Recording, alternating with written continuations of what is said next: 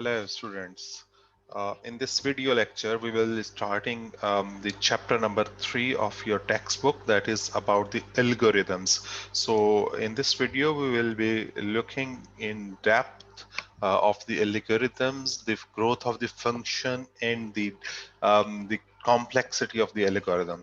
So let's have a look on the summary of this chapter that we will be covering in this video lecture, that is about the algorithms. We will see some example algorithms, the algorithmic paradigms. We'll see the growth of the function, especially the big O and the big theta and big omega notations. And then at the end, we will be discussing about the complexity of algorithm and how we compute the complexity of the algorithm, right? So why do we need the algorithm basically, and what are the problems for those we require the algorithms? So in many domains, in computer science, in mathematics, in other relevant domains, healthcare, so many key general problems are there that ask for the output with the specific properties when given valid input. So what happens actually, we have an algorithm.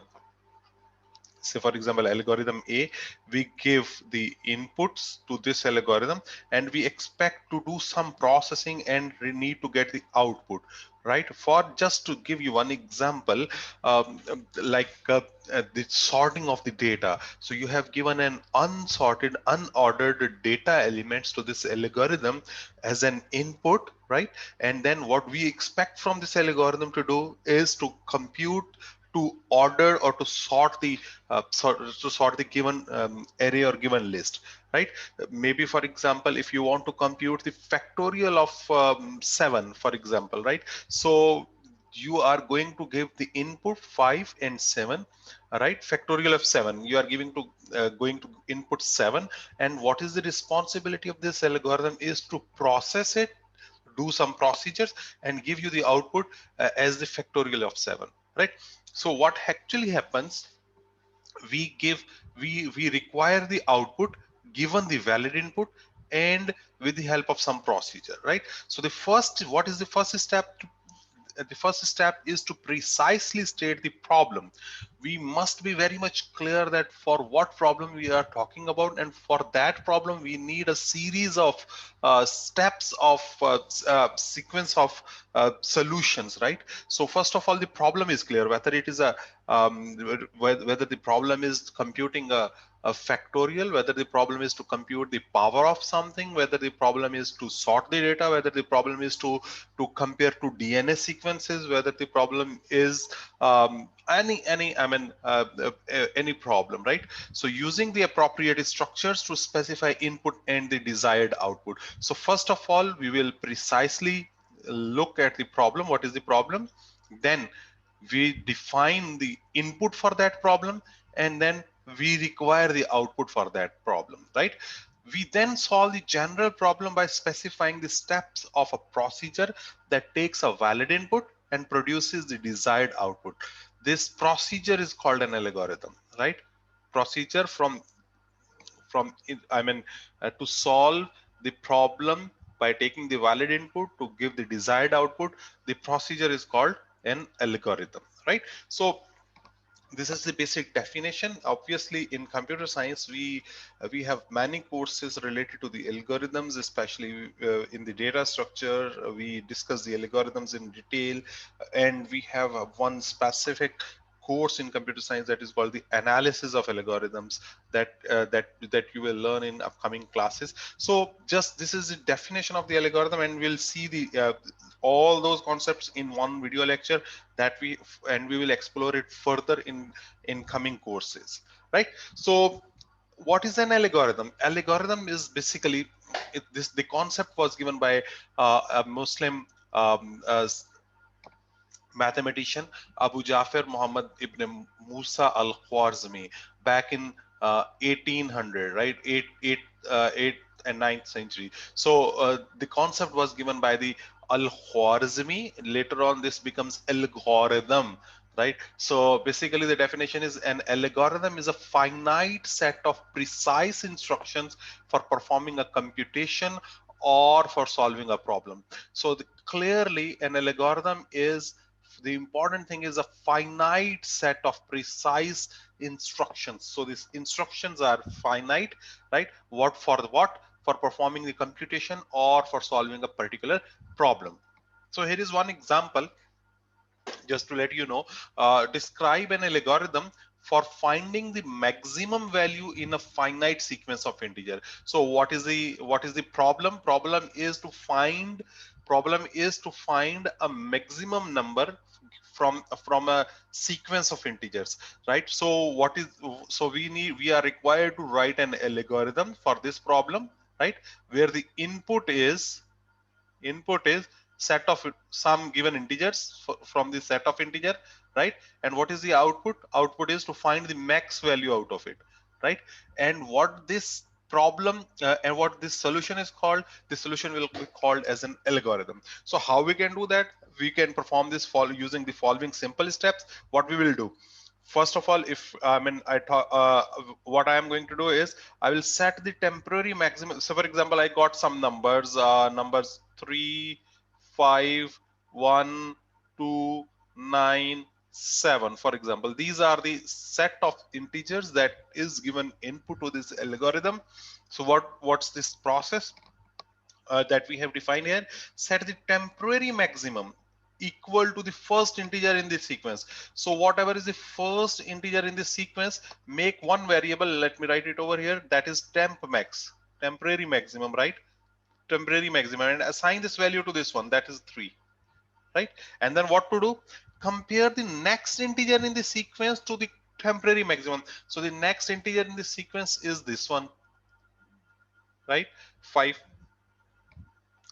I don't know, this pen usually makes a problem. Let me just erase this and let me write it again. So the next value is this one, right? 5. What's the process? Compare what? Compare the temp max value, that is 3, with the next value, that is 5. So which one is smaller, which one is greater? Obviously 5 is greater, next value is greater. So what it says, compare the next integer in the sequence to the temporary maximum.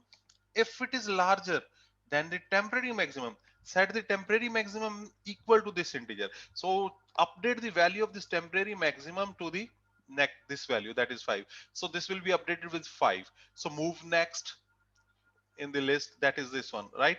And what it says, repeat the previous step if there are more integers. Yes, there are more integers, so we need to repeat this process. So the next value is 1, so we'll compare it with the temporary maximum, that is 5. Is the next value is greater than that? No, so we do not need to perform this step. We will move again and we'll repeat it again. 2, right? So we'll compare it with the temporary maximum. So is 2 greater than 5? No, we'll do nothing. Repeat this step again. That is 9. Is 9 greater than 5? Yes, 9 is greater than 5. So we'll update this temporary maximum to this 9, right? And then we'll move next. Next is 7. So is 7 greater than 9? No, 7 is not greater than 9. And we are end with the numbers. No more numbers are there. So repeat the previous step if there are more integers. So there is no more integer. Then what? If not, stop. We stopped. Then when the algorithm terminates, when we stop, the algorithm is terminated. The temporary maximum is the largest integer in this sequence. So that you can see, the temporary integer that is currently 9 is the largest integer in this given list, in input list, right? So this is how the algorithm works and how the algorithm is specified. We have a valid input, we desire an output, and the process from converting that input into the output is called an algorithm.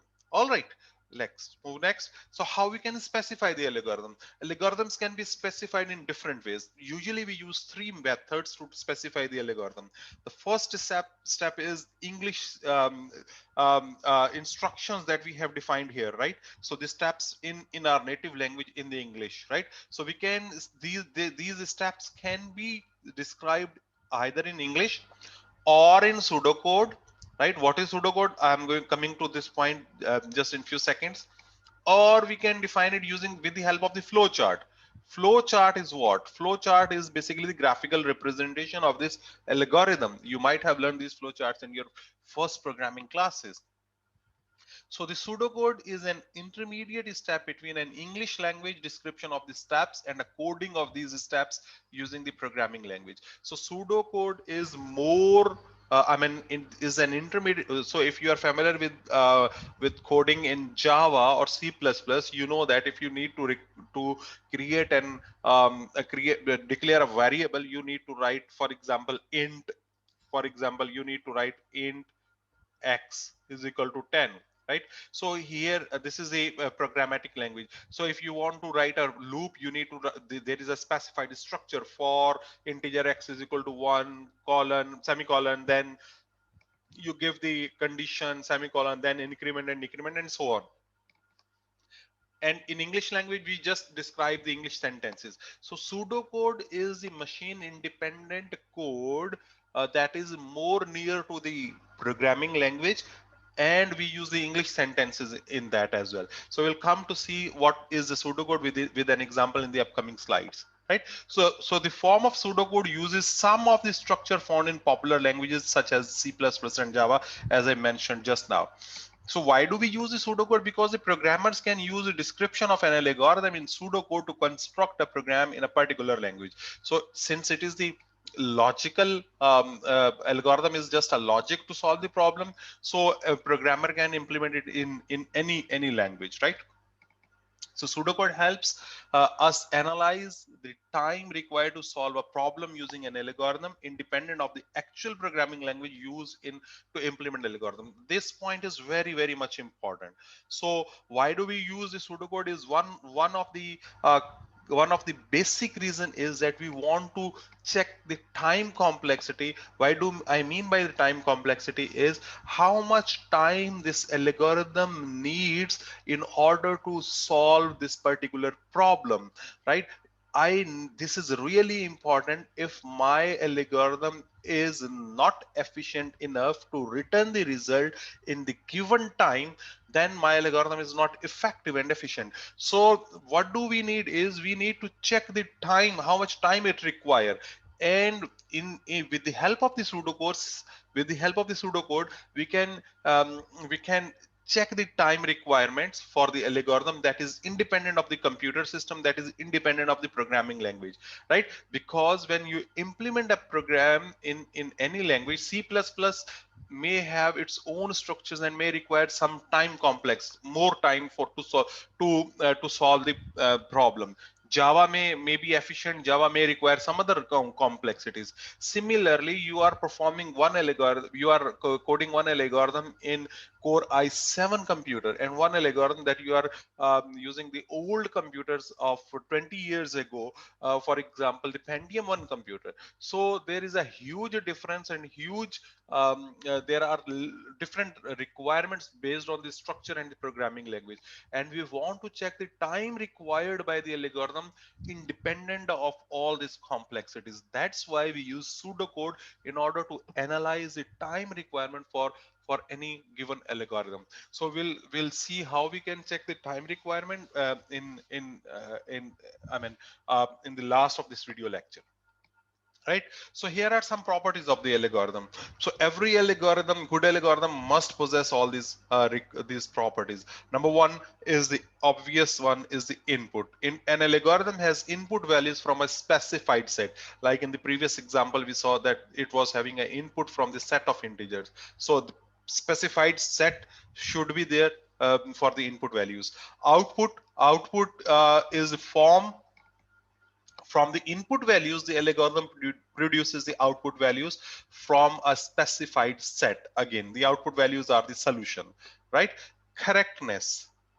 Correctness is an algorithm should produce the correct output values for each set of input value. That means for some values it is giving the correct answer, for some values it is not giving the correct result. So that algorithm is not appropriate. The algorithm should return the correct results for all possible set of inputs, right? This one is again very much important. That is the finiteness. An algorithm should produce the output after a finite number of steps for any input. So there should be the finite number of steps. It should take the finite amount of time, right? Effectiveness.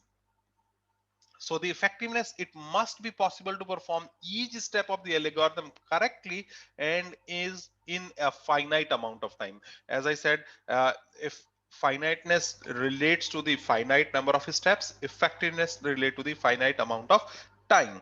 Generality. So the algorithm should work for all problems of the desired form. So if you are designing an algorithm for a desired problem, for example, in order to find the maximum value from the given list, so should work for all similar problems. For example, finding the greatest number in a list, finding the greatest GPA from the list of the student, finding the greatest age of the of some given population. So this should be a general algorithm for similar problems. All right. So let's see the example again. The example that we have seen in the previous few previous slides. That this one to find the maximum from a list. So here is the pseudocode. What we do, we write a procedure name. So for example, max, right? The function, and these brackets shows what is the input this algorithm will take. The input arguments are given here, right? Input arguments, right, is given in these brackets. For example, this takes the sum a1 a2 up to an integers, and then these are the steps that we use. For example, define a variable max and assign it the first value, that is a1. Then start a loop for I is equal to 2 y2, because first element we have already taken. Start from the second element 2 until n, whatever are the number of elements. And then what we are going to check, the same thing that we have written in English in the previous slides. If max, this value, is less than ai, I is the indexing variable of this loop, whatever is the ai value. If it max is less than this value, then update the max value with this ai value. And when this loop will execute for all n elements, and when it ends, it will return the max variable, that is actually the maximum from this list, right? So the question is, does this algorithm have the same properties listed on the previous slide? So let's see. Does this algorithm has the specified input? Yes. Does this algorithm has the specified output? Yes. Is it correct? That we can check for the given values. So far, yes, it is correct. Is it finite? Yes, there are finite number of sequence, finite number of time it will execute, from 2 until n only, whatever is the input. If n is, if you are giving 1000 elements, it will execute 1000 times. If you are giving 10,000 elements as an input, it will execute 10,000 times. So it depends on the number of input elements, how many number of input elements you are giving as an input, it will execute that much number of times. So since it is finite, right? Effectiveness, is it running in the finite amount of time? Yes, it is running in the finite amount of time. It will definitely terminate. And general, so is it a general problem? Yes, you can give any input sequence here and you will get the result as the so this is the these are the properties of the algorithm that are applicable, and we need to check for every algorithm. If you are going to propose the algorithm, you are writing a program and you are giving the algorithm. Algorithm is the blueprint of your program that you are going to code in any programming language. So whenever we are going to design a software, or we are going to design a program in the programming language, before that we definitely it is recommended to write an algorithm before that, right? So that you can check all these properties. Some example algorithm problems are there. So in the computer science, these are the common problems for that algorithm. Have lot of algorithms have been proposed, and many of the algorithms are still required. Those problems are, number one is the searching problem. This is one of the common problem when we deal the data set. So if from a given data we need to search an element. For example, I want to search a particular student within the university list. I want to search a particular course within the given list of the courses. I want to search a particular passport number. I want to search a particular NIC number, I want to search a particular, I mean, anything from the Google. So searching is a common problem everywhere in every organization for every data. Similarly, sorting is another problem. Sorting the data is another problem. What is the sorting? Putting the elements of a list into increasing order. So sorting is another problem. We require it every day in all type of the data sets, right? And the third one is the optimization problem. So determining the optimal value, maximum or the minimum value for a particular quantity over a possible time or of possible inputs, right? So these are the common problems in computer science in almost every domain, that are, for that the algorithms are proposed and algorithms are available, right? So we'll see one by one these problems. Searching, what is a searching problem? So the definition is actually, the general searching problem is to locate an element X in the list of distinct element. So what is the input? Input is the list of the integers or any list, a1, a2, a3, a4 up to an, and out of that you are interested to find some X that is equal to ai, right? So how we can solve this problem? The solution is to search the problem. um, the solution to a searching problem is the location of the term is in the list that equal X. That means I is the solution of X equal to AI, or 0 if X is not found in the list. So there are two possibilities that uh, you are going to find. You are searching X from a given list. There are two possibilities. Number one, X is not present in the list. If it is not present, you are going to return 0. I mean, the element is not available. It should be terminated in the finite time, and it will return 0. But the second situation is the X is present in the list. So what you need to do is, then you need to search the X and return the location of that X. That it is location at ith index. The X is available at ith index, and that can be found at this point. Clear? So how we can do that? We can simply, there are many approaches to find that. The one example is, a library might want to check to see if a patron is on a list of those with overdue books before allowing him or her to check out another book, right? So how we are going to find it?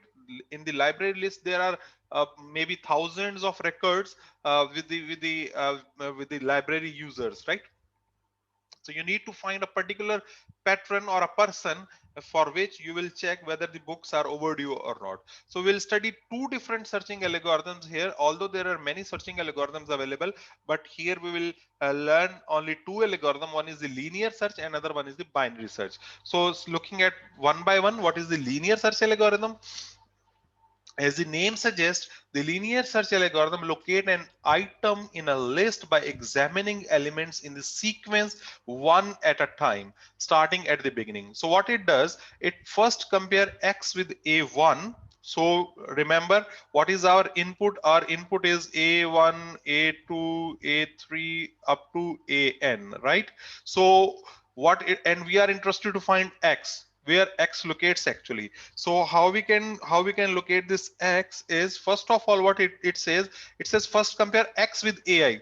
So you want to find X, first of all compare it with first element A1, right? If they are equal, return the position 1. Obviously if this is equal to this one, you will say this is available at location number 1. If not, then what you need to do is go linearly, find the next element A2, compare it with X. If this is the equal to X, return this position. If not, move to the next element A3, see if X equal to A3, return A3. Otherwise you will move next until you reach AN. If X is equal to AN, return it. Otherwise what will you say? The elements are over, then X is not found, so X is not present in the list. So that what it says. If not, try the A2, A3, A4, and so on, and keep going. And if no match is found, when the entire list is scanned, return 0, right? So what is the pseudocode? This one, the linear search algorithm takes the list of the input, the integers A1, A2 up to AN,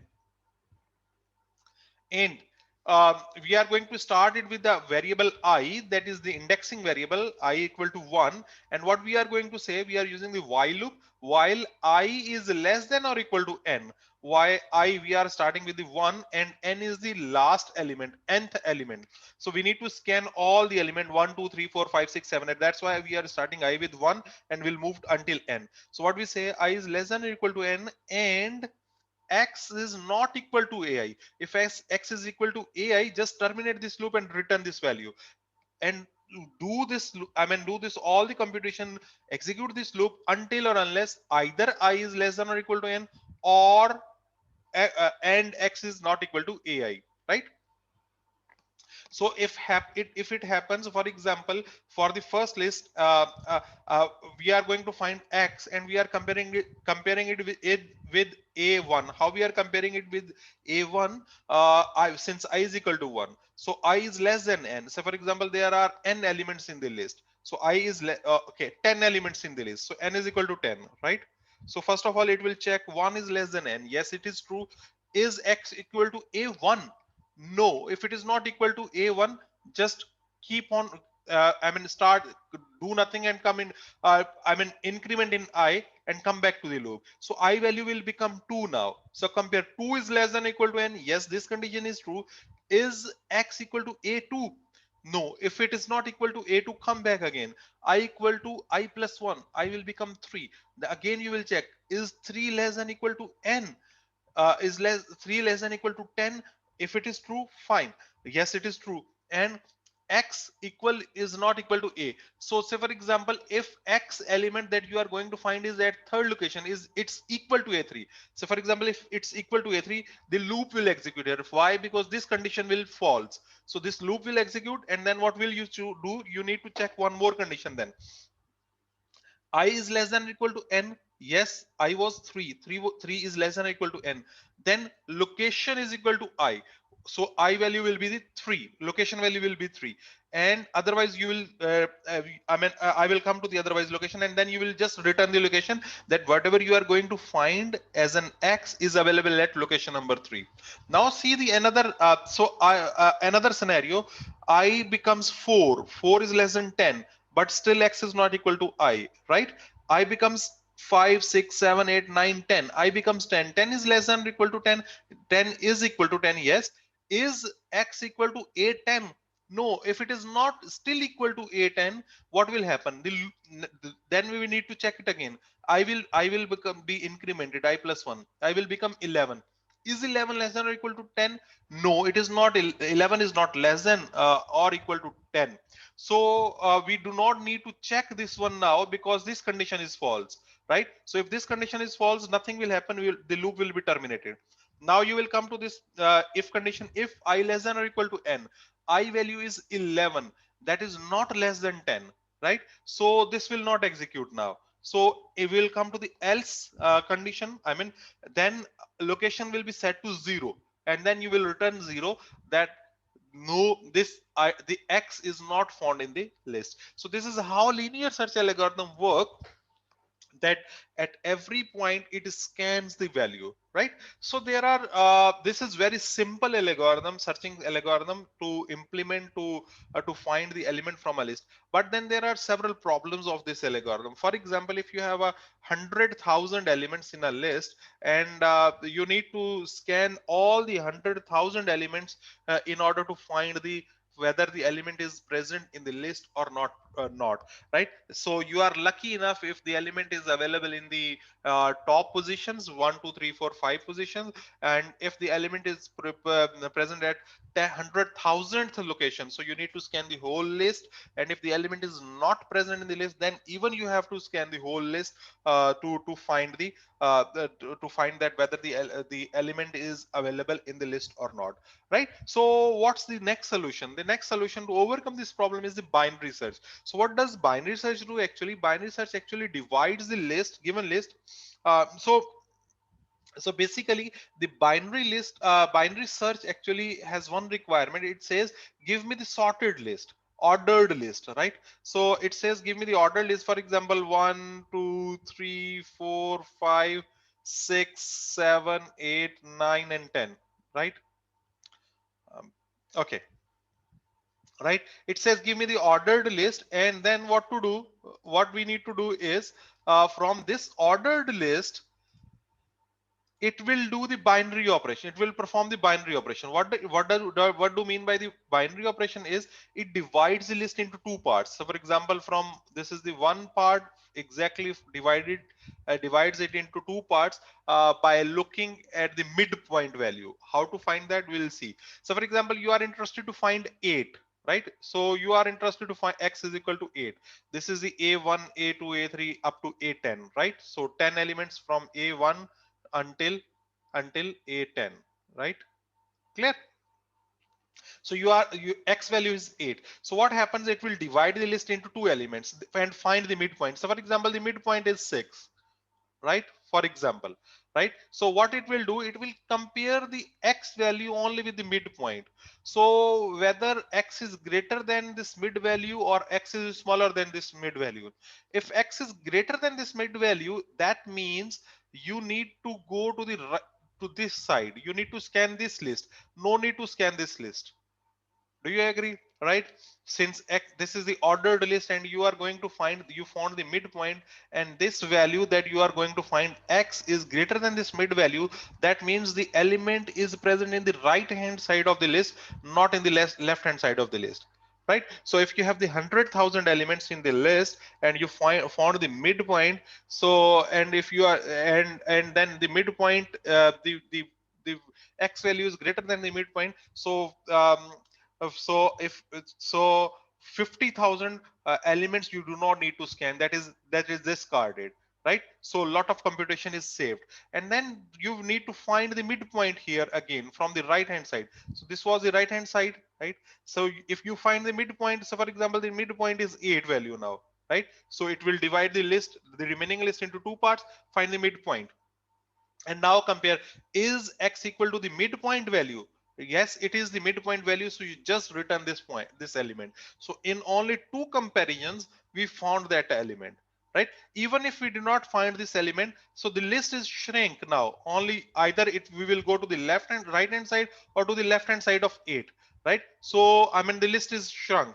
That's why we call it the binary search, because it divided the list of the elements into equal two parts and then try to find out the element either from the left hand side or from the right hand side. Clear? So now let's see what is written on the slide. Assume that the input is a list of items in increasing order, right? So the order of the list should be the increasing order. The algorithm begin by comparing the elements to be found with the middle element, right? So find the middle element and compare it with that. If the middle element is lower, the search proceeds with the upper half of the list, and if it is not lower, the search proceeds with the lower half of the list. That I just explained a few seconds ago. Repeat this process until we have a list of size 1. So until we got the list of size 1, I mean, we keep on dividing the list, and soon we will get the size of 1. If the element we are looking for is equal to the element in the list, the position is returned. Otherwise, if the element is not found, we will simply say, if we return 0 and we say the element is not found in the list, right? So in coming section we'll see the binary search algorithm is much more efficient than the linear search, and I just explained it already. You got the idea. If this is the linear search, you need to find all the 100,000 elements. If it is a binary search, you in the first comparison you skip 50,000 elements all straightforwardly, that we are not going to search from these 50,000, we will search from these 50,000, and in the next step again it will be divided into two parts, 25,000, 25,000, and you are going to skip the 25,000 elements again in the second phase, and similarly you are going to, I mean, in the next phase and next phase, so the list is divided into two parts. So here is the pseudocode of the binary search. What happens in a binary search procedure, again we are having the integers from the set of integer a1, a2 up to an, but the condition is it should be in the increasing integers, I mean sorted integers, right? So we are going to set the value I equal to 1 again, right? and the j value, that is the, so I is equal to 1 means the first element and j is the n means the last element, last location of the element, right. So what we say, we are saying, if while I is less than j means, in the first step, for example, if I is equal to 1 and j is 10, so in the first step this I is less than j, and this loop will uh, execute until this condition is true, right. And we are going to find the mid value m. How we are going to find the mid value? We know that I plus j divided by 2 is the mid value. So I is 1, j is 10, that becomes 11 divided by 2 is the mid value. And if you see, we are using the floor function here. So 11 divided by 2 is 5.5 and the floor is 5. So 5 will be the mid value of this element 1 to 10, right. And what we are going to do is, if x is greater than, that we are going to find is m is the mid value. If x is greater than the mid value, then set the I value as m plus 1, right. So for example, uh, m well, was 1, j was 10, right, as I'm taking the example. So the m was calculated as 5. So now I will be updated with m plus 1, that means 6. So I value will be updated with 6. So that means we need to find from the right hand side of, I mean right part of the list, upper part of the list, and then we'll come back to the loop again. Since I is less than j means 6 is less than 10, so we'll come back into the loop, and then what we will do, I plus j, that means 6 plus 10 is 16 divided by 2, that is 8, right. So m will be 8, and then m value is now 8, right. So it will check whether whatever you are going to find x is greater than am. If it is greater, update the I value, right. If it is not, update the j value. So for example, you are interested to find 7, so I value will not be updated. This time j value will be updated with m. So j is 8 now, right. And we will come back to the loop and we'll find the mid. We'll check I is less than j. I is 6, j is 8. So obviously this condition is true. We will find the mid value again, that is I plus j, that means 6 plus 8, that is 14, divided by 2, that is 7, right. So straightforwardly you are going to find that value, and then you say, if x is equal greater than this, x is not greater than the mid value, right. Clear. And then j will be updated with m, right. So j value will become 7, right. And you will keep on doing that. And once the loop is terminated, then what you will do, you will simply say, is x is equal to ai? If yes, then that is your value that you are going to find. Else you will simply return 0, that this value is not found in the list. Clear. So this is how the binary search algorithm works. Okay. So here is the example I already explained to you. So the steps taken by a binary search for 19 in the list. So for this is the list from 1 until 25 22. So what it will do, the list has 16 elements, so the midpoint is 8. 16 element, so we know that the mid value will be 8. So it, first of all, it will try to find the 8th position is 10. We are interested to find 10 from the list, right. Since 19 is greater than 10, so further search is restricted to the position 9 through the 16. So obviously this will from the 9th to, so these are the element values. If you find the index, this will be a1, a2, a3, a4, a5, a6, a7, a9, and so on, so on. So just focus on this slide, try to find try to see how this how the steps are written and how it has found the 19 value out of this list. Clear. So I'm not going to explain it, I already explained it with a simple example in the previous slide here, right. So just try to find it from here. Okay. Now coming to the sorting problem, the second class of the problem, important class of the problem, the sort, to sort the element of a list to put them in increasing order, right. So like here it was the requirement of the binary search, right. If you remember, it should be in increasing order. So how to put the elements in the increasing order? So that's the sorting problem, to sort the elements of the list to put them in increasing order. So it may be numerically, it may be alphabetically, and so on. So sorting is an important problem because a non-trivial percentage of all computing resources are devoted to sorting different kind of lists, especially applications involving large databases of information that need to be represented in a particular order, right? For example, by customer, for example, part number. You want to get a list of the elements that are sorted, I mean, based on their quantity, for example, right? So an amazing number of fundamentally different algorithms have been invented for sorting. Approximately more than 200 algorithms are available for sorting, right? But their relative advantages and disadvantages have been studied extensively. Sorting algorithms are useful to illustrate the basic notation of computer science. A variety of sorting algorithms are studied in this book: binary sort, insertion sort, bubble sort, merge sort, quick sort, tournament sort, and many others are available. But definitely, I'm not going to cover all this here in this slide. I will be covering only bubble sort, insertion sort, and maybe one more in the coming slides. So later in different courses and in the coming chapters, we will definitely see the other algorithms as well. But in the later section, we'll see which sorting algorithm is better. So since there are more than 200 sorting algorithms, so which one should we choose? Which one is better than the other? So in that means we are going to compare the algorithms in the later section, right?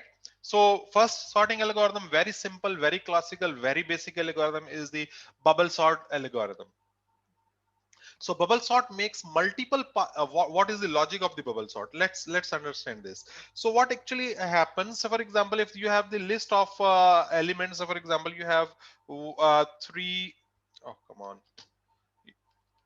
so for example you have, oh, come on. Okay,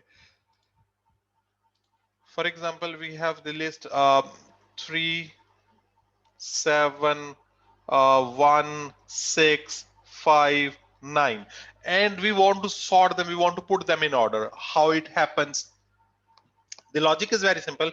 What does it do? It says compare the adjacent two parts, two elements, and put them in order. So adjust, I mean, so they are already in order. 3 is smaller than 7. It's all fine. Then what? Find the next two elements. Next two element is 1 and 6. They are still in order. Okay. Find the next two elements, 5 and 9. They are still in order. Good. Then what next? Move. Keep on doing this. But this is not the actual result, right? So then let's just understand this, and the example is given here in this a particular slide. I mean, this is the good example that we will understand what actually it does. It says if you have the number 32415, so 32415 are the numbers, right? What you need to compare is, you need to compare these two elements first, 3 and 2, and if they are not in order, put them in order to 2 first and 3 next, and then compare the next two elements, 3 and 4, right?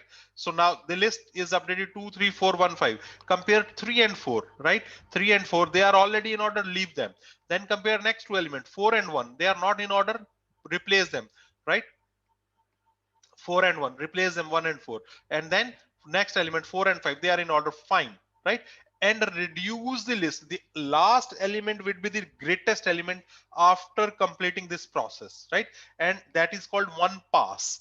And in the next pass, reduce the list. Since the last element is already in order, 5 is already in order, now compare this again. See, 2 3 1 4 5 was the list. 2 3 1 4 5. 2 and 3, compare 2 and 3, they are already in order, fine. 3 and 1, they are not in order, put them in order. 1 will be up and 3 will be down. 1 and 3, 2 3 1 4, and then compare 3 and 4, they are in order. And now reduce the list. Since 4 is will be at the correct place, so 4 and 5 is fine. 2 1 3 will be remaining. Do the next pass. 2 and 1, they are not in order, put them in order, 1 2, and then compare 2 and 3, they are in order, fine. So now the reduce the list by one element, so 3 is at its correct position. 1 and 2, they are already. So this is the logic of the bubble sort, that bubble up the greatest element to the last one. So bubble the greatest element from this whole list to the last, bubble the greatest element to the last, right? So what is the procedure for that? It says the bubble sort takes the elements a1 up to n, any real numbers. right? From the set of real numbers with greater than n greater than or equal to 2. So what it says, start a loop I equal to 1 until n minus 1. Whatever is the value, the last element, nth element, n minus 1, right? For j equal to, inside this loop, we have one more loop for j equal to 1 to n minus I. So if you see here, what here, so the element n is 5, right? So we have 5 elements. What we are going to do is we are going to start the loop from the first element to the n minus 1. So we started it from the 1 to the n element. So 5 elements are total. So how many passes will be there? So this first loop says I is equal to 1 to n minus 1. This shows the number of passes. If you remember here, um, how many elements are there? 5. So how many passes we done? 1, 2, 3, 4. So in the 4, after the completion of the fourth pass, we see no more elements are left. So that's the logic, right? So the first loop shows the number of passes. Number of passes. So if there are n elements, we perform n minus 1 passes, right? And in the second loop, what it says, j start with 1 to n minus I, right? What does it mean? I is what? I is the number of, I mean, the number of pass, right? So for example, here, if you say, we started comparing the adjacent elements, right? Comparing the adjacent elements, how we started with element number 1 until what? J n minus I is 1, n is 5. So how many times we have compared? We have compared 1, then 2, then 3, then 4. How many times we have compared? 4 times. Number of times we have compared in order to compare the whole list, right? So we start it with the 1 in order to compare the adjacent elements with 1 until n minus I, whatever is. So in the next phase, I value will be 2. So the next pass, we will compare only 3 elements, 1, 2, 3. In the next element, I value will become 3. I value will become 3. So it will compare with n minus I, right? So n minus I means, so n is 5 minus I, that means only 2 comparisons. So 1 and 2 comparisons. So understand? So this loop is the number of comparison,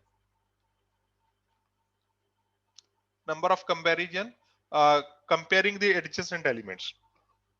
Then how we are going to compare? If aj is greater than aj plus 1, jth element is greater than j plus 1th element, then interchange aj and aj plus 1. That's what we did in the example, right? And then when this loop will end, we'll return this one. So here you can see, if the 5 elements are there, so four passes will be there. I mean, the first loop will be executed 4 times, right? And in every pass, we are going to compare the pairs, adjacent pairs. So how many times we are comparing? We are comparing n minus I times, right? So at the first pass, the largest element has been put into the correct position that I said already discussed. At the end of the second pass, the second largest element is placed at the current position, and similarly at every pass, one element is placed at its correct position. That's why we require n minus. So for example, 5 elements are there, we require 4 passes, because after 4 passes, 4 elements are placed at the correct location. So definitely fifth would be at the first location. Clear? Right? So what you need to do is take some random data. Let me write some data here. You need to apply the bubble sort algorithm on that. For example, the data elements are so for example, 3, come on, 30183, okay, 857, right? 9 uh, 2 4, right? This is the element, data element, right? So 3, 6, and 9. So these are the 9 data elements. For that, you will require 8 number of passes, and in every pass you require n minus I phases. So you need to apply the bubble sort on this data element, right? Okay. Insertion sort, this is another algorithm. So the insertion sort algorithm, the logic of the insertion sort is very simple.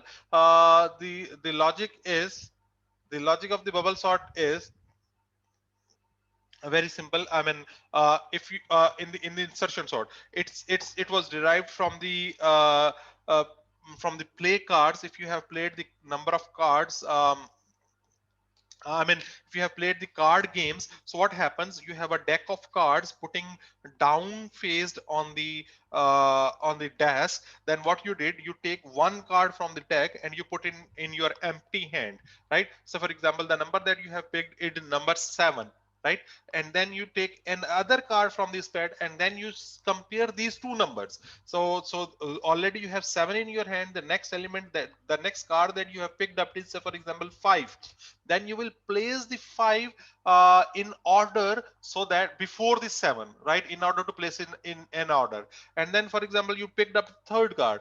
The third card is number 6. Then what happens?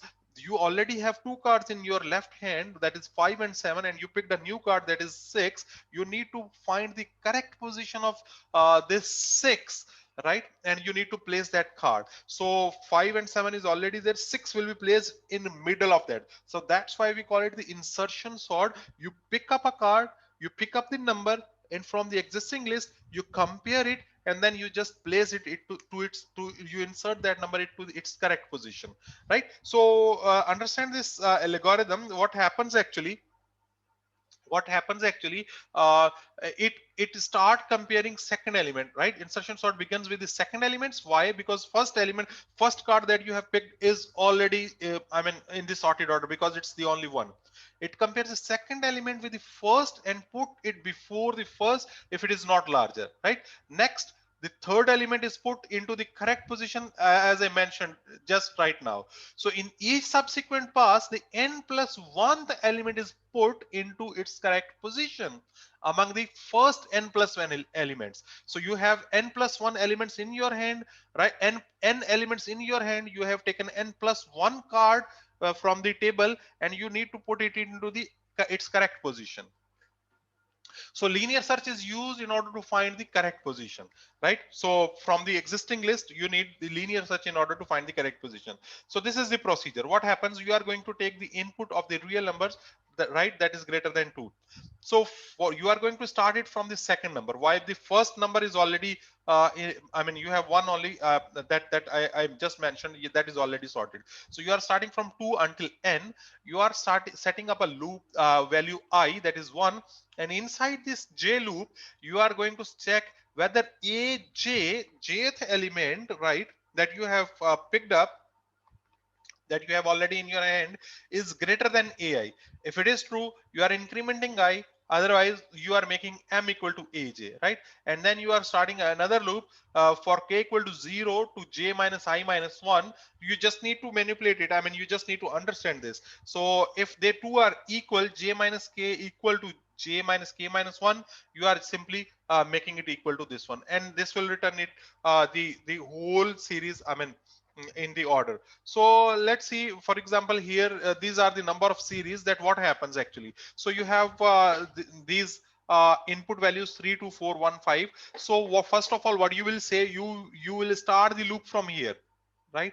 Loop will execute here. Why? First card that you first number you have already picked, we are assuming that this is in the right position. This should be in the right position, right? Then you are taking up 2, right? So you can see the algorithm. You are taking the second element, right? And then what you are going to do is you are comparing this 2 with the say understand like this. These are the number of cards, and 3 you already have picked up in your hand, that is this one. And then you are going to pick the next card, that is 2, and you are going to compare it with the card in your left hand, that is 3, right? So 2 is smaller than 3, then you are going to insert 2 at the 2 before the 3. So you have exchanged these two values, right? Next you are going to pick the 4 you have picked up, and now you will compare it with the value that you already have in your hands. You have 2 and 3 in your hand, and now you will compare it 4. So you will find the correct place of the 4. So you will start comparing it with the first element, 4 is greater. Then you will compare it with 3 it is greater than 3, and then simply you will place it at this position. Next you will pick up the next card, that is 1, next element, that is 1.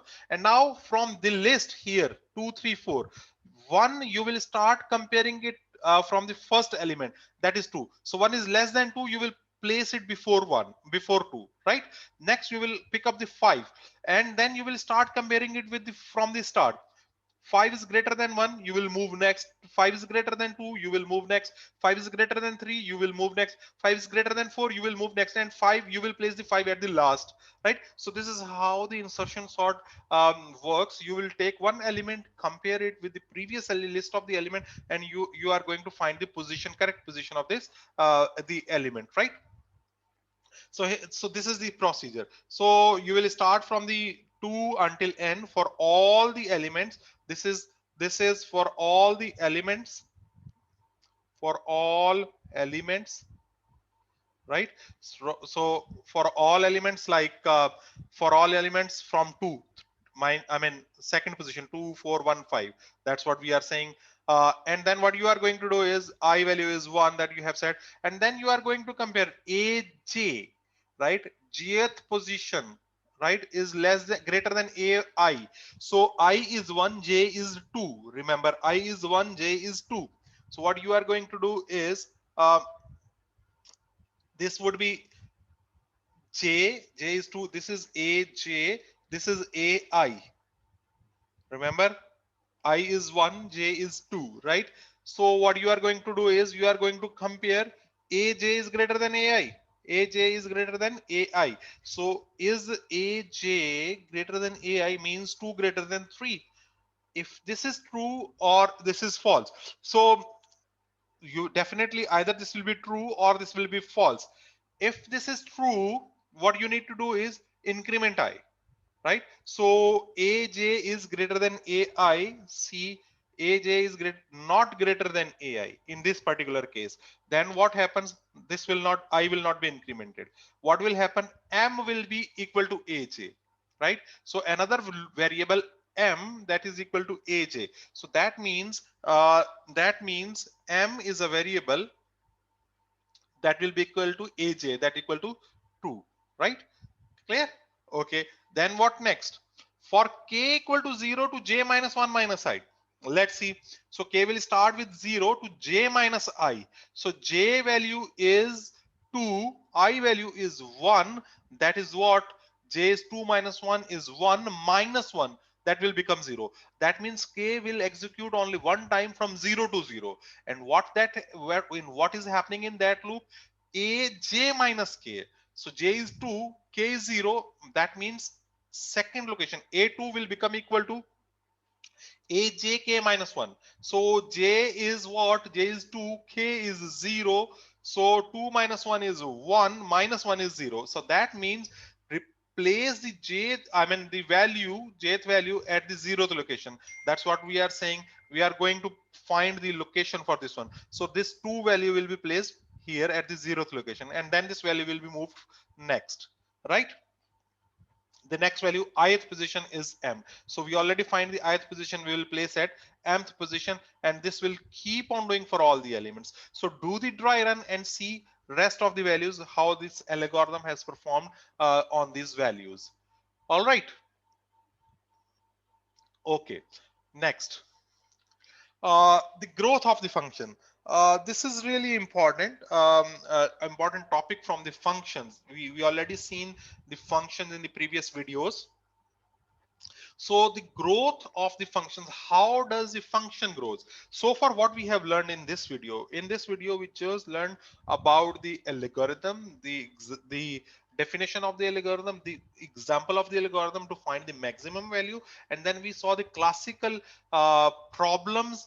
For that the algorithm have been proposed, the searching algorithm, we have seen the linear search, we have seen the binary search, and then what we have seen the sorting algorithm, and we saw the two sorting algorithm. One is the bubble sort, another one is the insertion sort. Now we will see what is the growth of the function. For that I'm going to prepare a separate video proceeding to this. So after this video you need to watch the next video that will be for the growth of the function.